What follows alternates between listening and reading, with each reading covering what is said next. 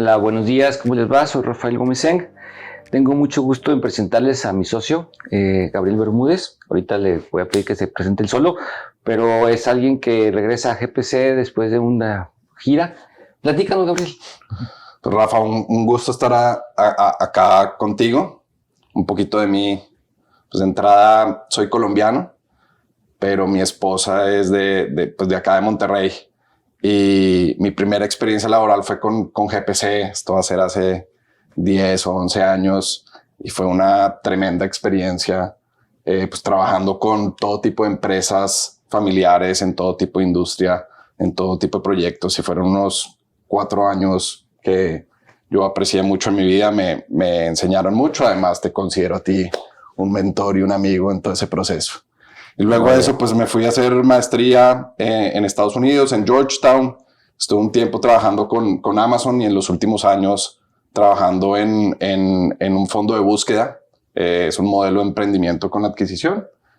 Digamos que durante todo el ciclo del fondo, desde levantamiento de capital, adquisiciones y luego al final la venta. Y bueno, estoy muy contento de estar acá de vuelta en GPC después de varios años, aceptando tu invitación como socio y muy emocionado de lo que se viene en los años. No, muchas gracias, Gabriel, y nosotros también. Y de entrada yo creo que escogiste un tema para hacer tu primer artículo aquí para nuestra red de consejeros y amigos sobre el flujo de efectivo, platicando de que el cash es king, ¿no? Y bueno, pues sobre ese tema, ¿qué nos puedes platicar? Pues fíjate que en los últimos años, y creo que esto aplica tanto para las empresas como en las finanzas personales, pero pues las empresas están en diferentes etapas de su vida, están en las diferentes etapas generacionales y además tienen pues diferentes metas de crecimiento, reinversión o desinversión. Cada uno está... Pero un problema en común que me encontré yo fue justamente pues el manejo del flujo. Okay. Por ejemplo, la INEGI dice que pues, casi el 80% de las empresas, la razón por la que no sobreviven justamente es la forma en cómo se administran y manejan el flujo. Y creo que eso tiene que ver mucho porque las empresas están siendo administradas por mirando el saldo en caja, ¿no? O sea, ven el día cuánto hay en sus bancos y según eso sí. Lo hacen y cuando tratan de buscar explicaciones, digamos que están como viendo el espejo retrovisor para atrás, y creo que hay una oportunidad muy grande de ver el manejo del flujo más bien como una herramienta para tomar decisiones mirando a futuro, y creo que eso habilita mucho pues, los objetivos o metas que tenga cualquier empresario. O sea que no quiere decir que porque el cash es king, cash is the only thing. Correcto. O sea, no solamente tenemos que ver eso, ¿no? Y bueno, platicábamos que efectivamente, o sea, las empresas, obviamente las personas que tienen carencias diferentes, pero las empresas emiten información financiera, o sea, producen información financiera que te ayuda a entender un poco, pues, diferentes cosas, ¿no? ¿Por qué nos platicas eso? Claro, o sea, echándonos así muchísimos pasos para atrás, ¿no? Pero, pues, desde un punto de vista financiero, una empresa tiene principalmente 3 estados financieros, ¿no? O sea, está el balance general, que es una foto, y básicamente te dice pues, cuáles son tus activos, qué es lo que tienes en ese momento dado del tiempo, y cómo lo conseguiste.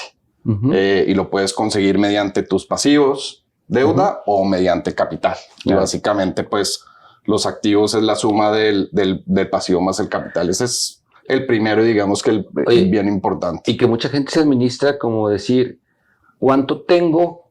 ¿Cuánto debo? ¿Y cuánto tengo? Correcto. Es mío. Correcto. ¿Y cuánto tenía el mes pasado? Pues entonces gané tanto, ¿no? Correcto. O perdí tanto, ¿no? Correcto. ¿Sí?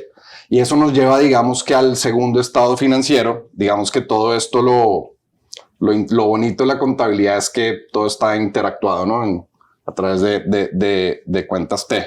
Pero el segundo habla del estado de resultados. Y el estado de resultados, pues yo me lo imagino ya no como una foto, sino como una película, ¿no? Y es como una película de los márgenes, del crecimiento y de la rentabilidad. Normalmente se tienden a dividir pues, por las diferentes unidades de negocio, las diferentes plantas o lo que sea que tiene la compañía, pero lo que están, digamos que lo que se está monitoreando es cómo va creciendo tanto en el top line en ingreso las empresas, como qué márgenes tienen después de costos y gastos, y vas evaluando de pronto pues la sanidad y cómo va cada uno de tus unidades de negocio. Y como esas lecturas se hacen con base en números, esos números pues son representados a través de reglas de contabilidad, ¿no? Correcto. Que no necesariamente es con base en el cash, o sea, sino sobre reglas de contabilidad que tienden mucho al concepto de devengado, ¿no? Correcto, son registros contables devengados. Y eso nos lleva, yo creo que al tema de hoy, al tercer estado de resultados, que es pues los flujos de efectivo. Y lo que me he encontrado yo es que normalmente las empresas tienden a ver uno o de pronto dos de los que ya hablamos, ¿no? Pero no es muy común que vean el estado de flujo de resultados. Y nuevamente volvemos a que, digamos que algo que es común es que se administren con el saldo que tienen en caja, pero no hay un músculo desarrollado para pues, realmente entender qué hay detrás del flujo de efectivo, no los resultados, pero el flujo de efectivo, lo que realmente está y cómo se construye. ¿Y qué es lo que hay? Y digamos que si comparas el resultado y el flujo efectivo, hay algunas diferencias importantes, ¿no? Vamos a poner algunos ejemplos, ¿no? Entonces, por decir algo, hablando de clientes, de las cuentas por cobrar, pues es bien diferente lo que tienes en ventas versus lo que tienes en caja, en bancos, ¿no? Entonces, por ejemplo, tú pudieras tener en clientes una cuenta por cobrar grandísima, de pronto porque hay un cliente tuyo que no ha pagado, eso puede ser una posibilidad, entonces tú ya devengaste esa venta en tu estado de resultados. Ya ganaste. Ya ganaste, ya está reconocida como ingreso, ya está, digamos que reflejada en tu estado de resultados. Pero si es un cliente moroso que no te ha pagado, pues no ha entrado en tu cuenta de banco. O también puede ser que sea un cliente que te pide días de crédito extensos. De pronto tienes un cliente con 90 días de crédito, 100 días de crédito o algo así. Entonces, sí puede haber un desfase entre lo que está devengado en resultados versus lo que está en tu flujo de efectivo. Y eso en el corto y mediano plazo puede generar ciertas cosas. En este ejemplo puntual en donde hay clientes donde tienen, digamos que una cuenta por pagar grande, es un cliente moroso, o tiene unos Pero días. para ti es una cuenta por cobrar. Para ti es una cuenta por cobrar, para ellos es una cuenta por pagar. Si es un cliente moroso o si es un cliente que tiene varios días de crédito, sí es posible que tú en un mes específico o en un periodo de tiempo específico tengas unos resultados devengados muy sanos, con buenos ingresos, con buenas ventas y con buenos márgenes, pero que no tengas dinero en el banco porque pues, efectivamente no te lo han pagado. Okay. Entonces, utilizar el flujo de efectivo realmente te potencializa y te habilita para tomar mejores decisiones y poder administrarte mejor, digamos que en este tipo de situaciones. Y lo mismo te pasaría para las cuentas por pagar. O sea, Igualito. Compraste, no pagaste, tengo dinero, pero no he pagado, ¿verdad? Igualito. Y hay herramientas muy puntuales, muy valiosas en donde puedes manejar tu capital de trabajo. Digamos que las cuentas por cobrar en tus clientes y las cuentas por pagar en tus proveedores. Tus inventarios. Tus inventarios, pues tienen diferentes días de crédito, días de pago, ¿no? Y es una herramienta muy valiosa poder saber cómo funcionan los ciclos de tu capital de trabajo para poder proyectar esto y tomar mejores decisiones. Un ejemplo puntual que es común. Llega diciembre y en diciembre se pagan aguinaldos. Entonces, pues tus empleados no te dan crédito. Tú tienes que pagarle a tus empleados una vez hayan trabajado en ese mes que se puso. Entonces, pues no tienes crédito y es un costo que tienes que pagar y que ejecutar. Tiene un impacto en flujo en ese mes en específico. Y en diciembre, como vienen aguinaldos, pues ese pago incrementa. Claro. Pero por el otro lado de la moneda, viendo tus clientes, pues no necesariamente tus clientes te van a pagar más ese mes. Claro. Los clientes siguen teniendo sus mismos días de crédito. Hasta es posible que tus clientes estén armando colchón porque ellos tienen que pagar sus aguinaldos y se atrasen más en sus días de cartera y eso te podría generar, digamos que un hueco en ese mes específico. ¿No? Déjame reforzar un poco ese tema, yéndonos a la contabilidad. En la contabilidad, ese gasto del aguinaldo, tú lo estuviste provisionando mes a mes, hiciste una reserva, un cargo a gastos con abono, un pasivo, y llega diciembre y es cuando no vas a tener 12 meses de gasto, pero sí vas a tener un desembolso de 12 meses que estuviste provisionando, ¿no? Correcto, ese es otro muy buen ejemplo de la diferencia entre el estado de resultados y el flujo, ¿no? Okay. En el estado de resultados, en este ejemplo, para no castigar el costo improporcionalmente del aguinaldo en diciembre y que no se vea como si diciembre hubiera sido un muy mal mes a nivel de margen y de resultado, lo que se estuvo haciendo fue provisionando de una forma, digamos que equitativa durante cada uno de los meses en el estado de resultados, pero no hay una salida de flujo en enero, en febrero, en marzo. Esta se da en diciembre. Oye, y si te quieres ir a periodos más cortos, nos ha pasado seguido con algunos clientes que no provisionan el seguro social, por decir algo.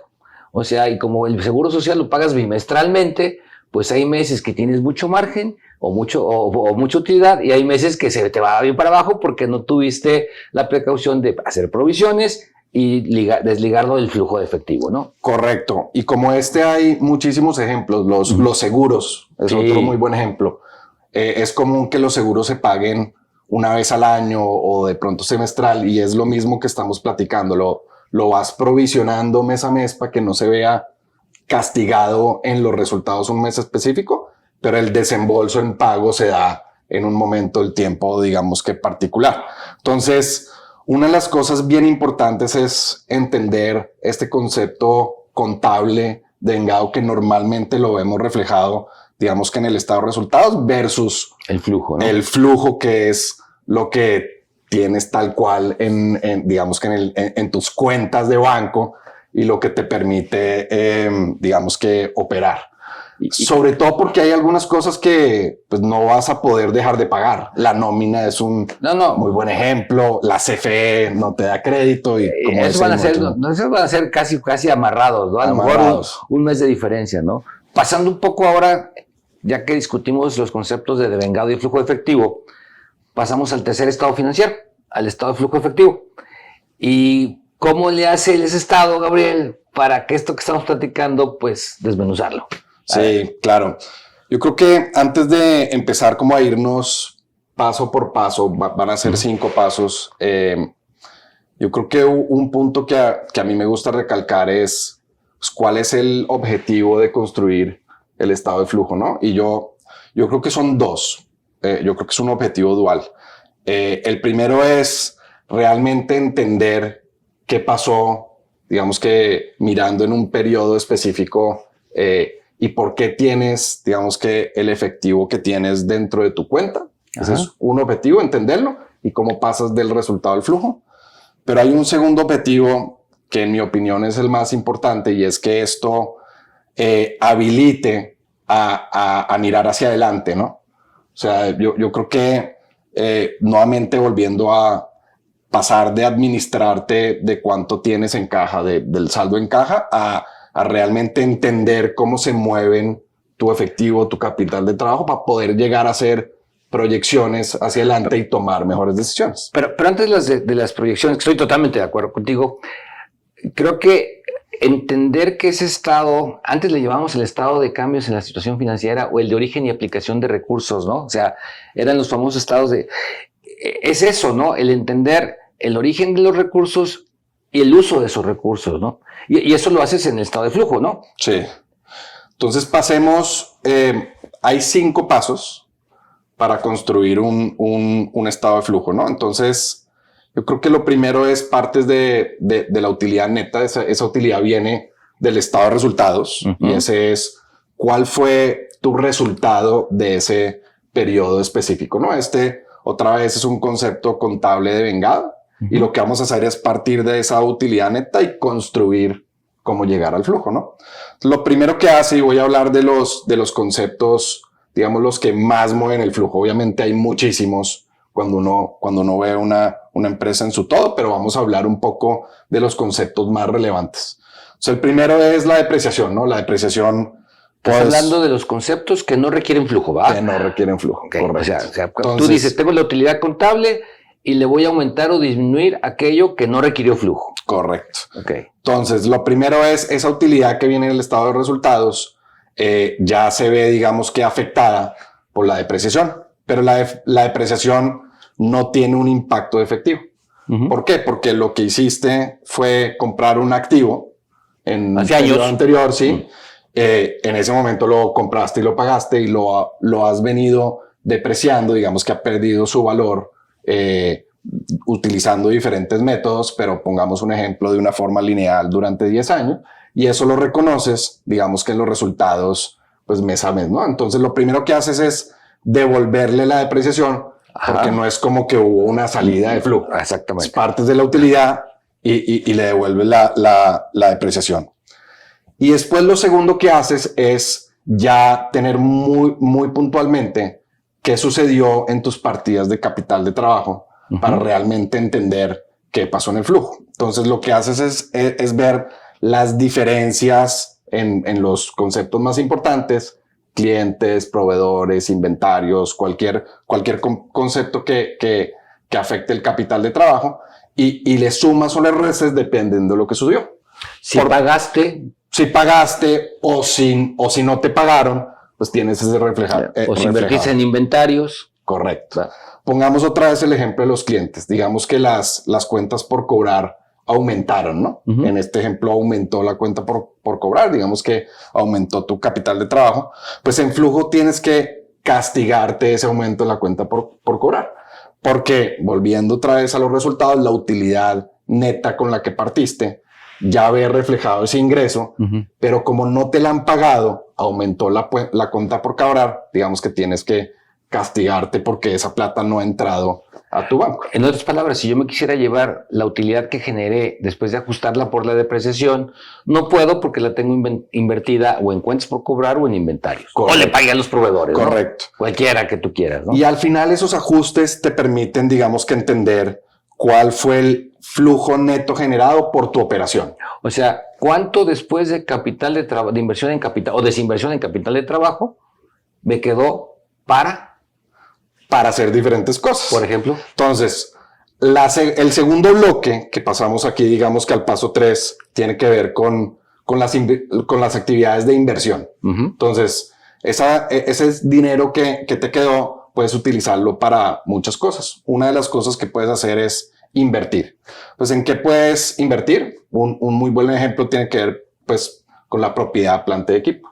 Es posible que tú tengas un almacén, una planta y requieras hacer una expansión o comprar un equipo que te aumente la capacidad instalada o lo que sea, o de transporte o lo que tú quieras y tú inviertes en digamos que en comprar ese activo para crecer, famoso, ¿no? ¿no? CAPEX, ¿no? Exacto.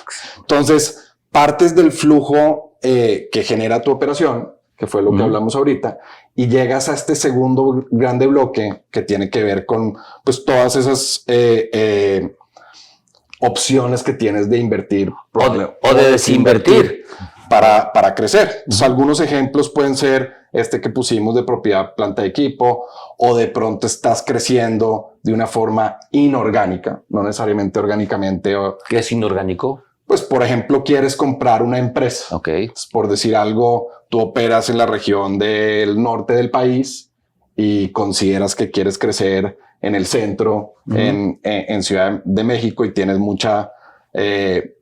quieres hacerlo de una forma muy rápida con una compañía ya establecida. Eso te ayuda en tu etapa y decides ir y comprar una empresa ahí. Entonces, esa podría ser otro buen ejemplo de una actividad de inversión donde haces una adquisición y ese flujo que tienes, digamos que lo gastas porque lo compraste para hacerla, ¿no? Muy bien.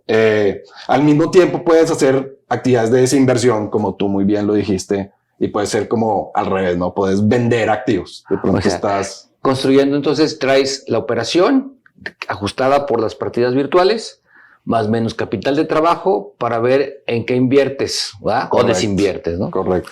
Y luego. Y por último. ¿Si te falta o te sobra? Sí, por último. Nunca sobra, ¿verdad?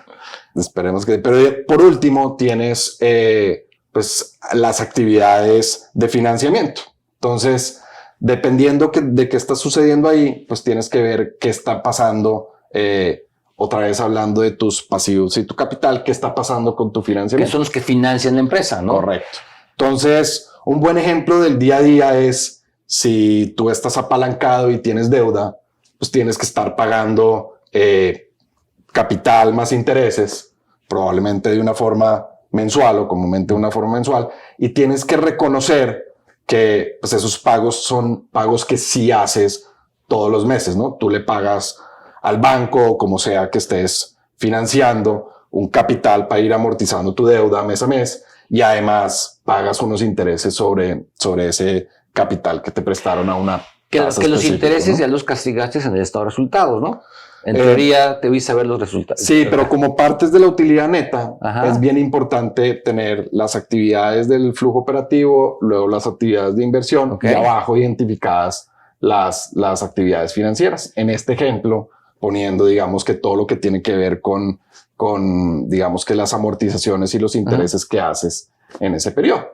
Y luego, dependiendo de cómo creciste o cómo no creciste, puedes hacer cosas como pedir créditos nuevos. Entonces, por ejemplo, si para esta adquisición que hiciste o para esta compra de activos que hiciste, pues te faltó dinero, pues tú probablemente fuiste afuera y pediste un préstamo nuevo, ¿no? Es en el ejemplo que ponemos acá, en este que proyectamos, pues aquí obtuviste un préstamo bancario de 100 pesos para financiarlo, ¿no? O por el lado correcto, por el lado contrario, tú pudiste pero si te sobró, aprovechar para pagar dividendos, entonces fue una salida de flujo. Al final, como que tienes opciones de qué hacer con tu capital, ¿no? O sea que tú divides entonces el estado de flujo en actividades operativas, de financiamiento y de inversión. Correcto. ¿Ah? Esos son, digamos que las secciones y los pasos críticos.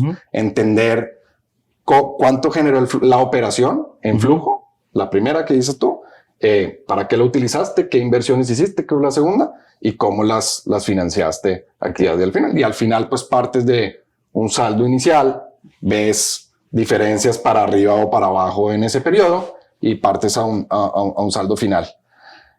Ahora hay un par de elementos que a mí me parecen muy interesantes evaluar y que creo que el estado de flujo te da las herramientas para hacerlo. Por ejemplo, hay un KPI que es el que más me gusta a mí, que es el KPI del servicio de cobertura de deuda, el Debt Service Coverage Ratio, ¿no? Y básicamente lo que te dice este indicador es, si agarras el flujo que te generan tus actividades operativas y lo divides por las obligaciones financieras que tienes, en este caso, el pago de principal y el pago de interés, ¿cómo se ve ese ratio, ¿no? En un periodo determinado. En un periodo de tiempo. Y el número clave es, si está por debajo de 1, significa que tu operación no genera el suficiente flujo para pagar tus obligaciones financieras. Y ese pues es una alerta grande, ¿no? Eso está diciendo que o vas a tener que levantar capital o vas a tener que pedir más préstamos, lo cual genera... O renegociar tu deuda.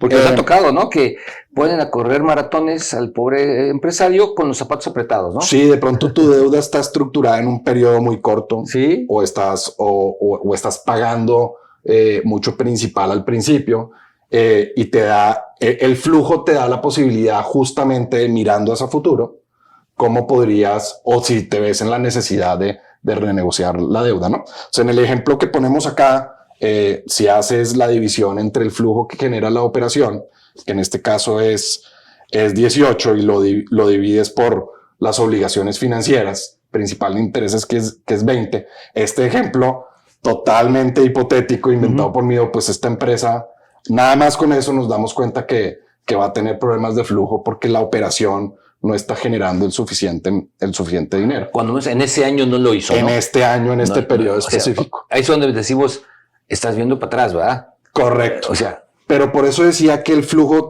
tiene dos objetivos. Uno, de entender qué está pasando en la situación actual, en este ejemplo que ponemos acá. Pero el segundo, que yo creo que es mucho más importante y donde creo que podría realmente agregar valor, y es entender a futuro qué se tiene que hacer con proyecciones, ¿no? En este ejemplo puntual que ponemos, digamos que ya identificamos que el indicador de servicio de cobertura de deuda está por debajo de 1. Quisiéramos tenerlo obviamente mucho más alto para estar tranquilos. Deja tú, imagínate que este sea un año donde la operación estuvo, sí.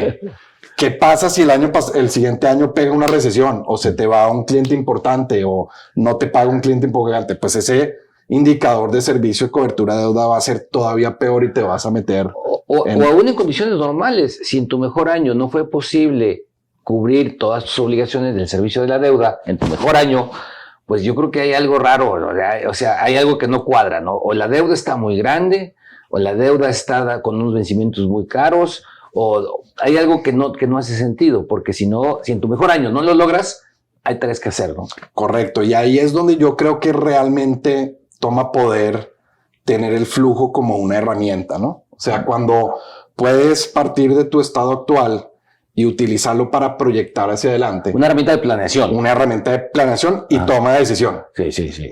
Oye, y control, porque se vuelve también de control. Yo creo que es la herramienta más poderosa para planear, controlar y tomar decisiones. Okay. Porque cuando entiendes muy bien tu situación actual y cuáles son esos drivers que mueven tu capital de trabajo y tu flujo, tu margen, tus actividades de inversión, tus obligaciones financieras, pues realmente puedes proyectarlo hacia adelante entendiendo muy bien cuáles son esas, digamos que esos inputs que mueven tu negocio, ¿no? Entonces, si un input es, por un ejemplo, si tú operas un hotel, el porcentaje de ocupación de ese hotel es clave, o la tarifa promedio al que ofreces es clave, y puedes empezar a proyectar y modelar eso. El número de hoteles. El número de hoteles, el número de habitaciones, el número de lo que quieras. Y dices como, oye, ¿qué sucede si mi porcentaje de ocupación baja 20%, 10%? ¿O qué sucede si sube 10%?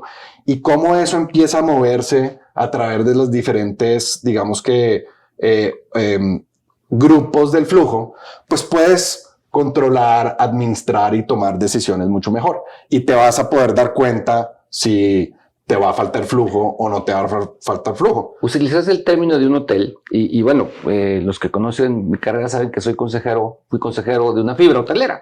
Entonces, en la pandemia sufrimos fuerte, ¿sí? Y sabíamos que cash is king, pero ese cash is king tenías que administrarlo de una manera muy eficiente y claramente pues optimizar y todo, pero la primera tarea fue hablar con los bancos. O sea, decir, a ver, hay esto, ¿sí? Hacia adelante vemos esto, ¿sí? Y si no me ayudas, pues mejor ya dime para no empezar a pagarte, ¿no? Y bueno, hubo muy buenos acuerdos, afortunadamente las cosas se manejaron muy bien y pudimos salir.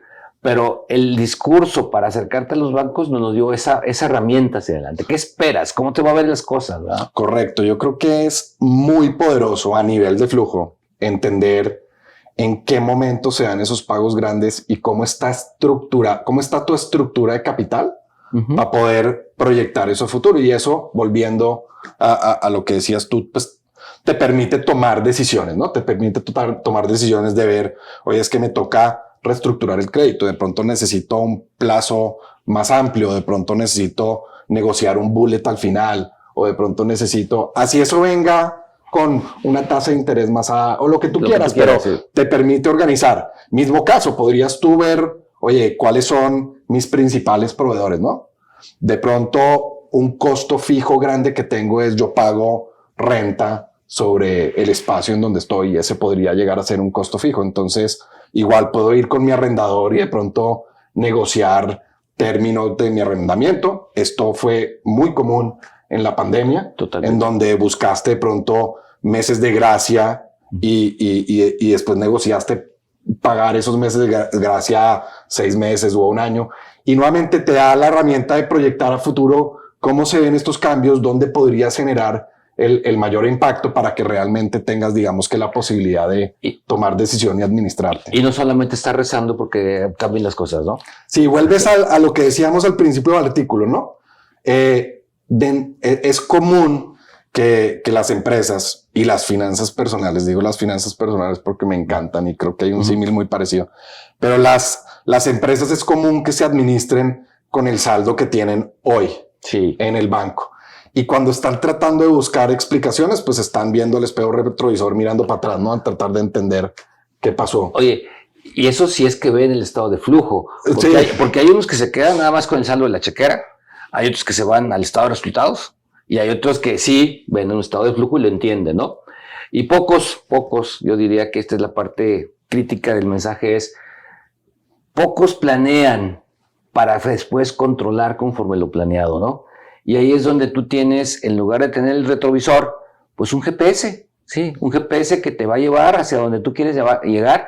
Los retrovisores te van a ayudar a corroborar que vas ahí, pero que vas en el camino correcto, ¿no? Sí, y ahí, pues la principal herramienta son las proyecciones, ¿no? Claro. Y yo creo que uno debería estar haciendo proyecciones de muy corto plazo, de mediano plazo y de largo plazo. Oye, y en cuanto a proyecciones, ¿son así o hay algo que sea más técnico? No, claramente hay algo muy técnico. Yo creo que cuando el flujo de efectivo realmente toma poder y valor para habilitar, o sea, el flujo de efectivo se convierte en un habilitador de control y de toma de decisiones.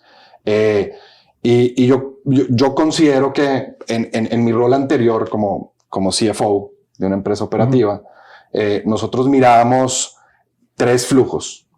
Bueno, mirábamos el flujo del que hablamos ahorita de la situación actual, pero hacíamos 3 tipos de proyecciones. La primera proyección la hacíamos muy a corto plazo y era una proyección de una semana. Sí, claro. Y realmente entendíamos cómo se ve nuestra cobranza el lunes, el martes, el miércoles, el jueves, tal cual esa semana, y monitoreábamos qué pasaba y cuáles eran mis obligaciones de esa semana. Sí, qué día tenía que pagarle los bancos, qué día tenía que pagar mi seguro, qué día pagaba la nómina, qué día pagaba la renta de esa semana, para estar muy seguro, pues que no iba a tener ningún tipo de problema en esa semana, ¿no? Y además te ayuda porque si hay un cliente que de pronto tiene sus pagos programados en un portal, por poner un ejemplo, y tú sabes que te va a pagar el martes, y por la razón que sea no te pagó el martes, nuevamente te permite tomar decisiones. Como ya tienes esa visibilidad, pues te permite tomar decisiones. De pronto es que el proceso administrativo se demoró, no te dieron la orden de compra, lo que tú quieras, ¿no? Pero te permite tomar decisiones. Ese es el primero y nosotros lo hacíamos día a día a la semana y todos los días hacíamos un corte del estado de banco y revisamos. Después hay un segundo que es el mediano plazo y comúnmente se hace entre 4 y 12 semanas. Yo creo que el sweet spot está en 8, pero hay empresas que lo hacen desde 4 y se van hasta 12. Y la idea es proyectar los siguientes 3 meses, en este ejemplo, también al nivel de detalle que necesitas, a nivel de ingresos con tu cobranza y a nivel de actividades operativas, de inversión y financieras, así tal cual como lo platicamos. Y partes de tu saldo actual y proyectas lo que vas y vas monitoreando si en algún momento durante ese periodo de tiempo te quedas con un saldo negativo, ese obviamente es una situación difícil, o si llegas a un momento en donde no te sientes cómodo con el saldo en bancos que estás. Y eso pues te permite tomar decisiones como ir a hablar con tus renteros o acelerar la cobranza. O invertir mejor en dinero que tienes ahí. O pedir factura. Hay un montón de herramientas que puedes utilizar para, digamos, para este periodo mediano.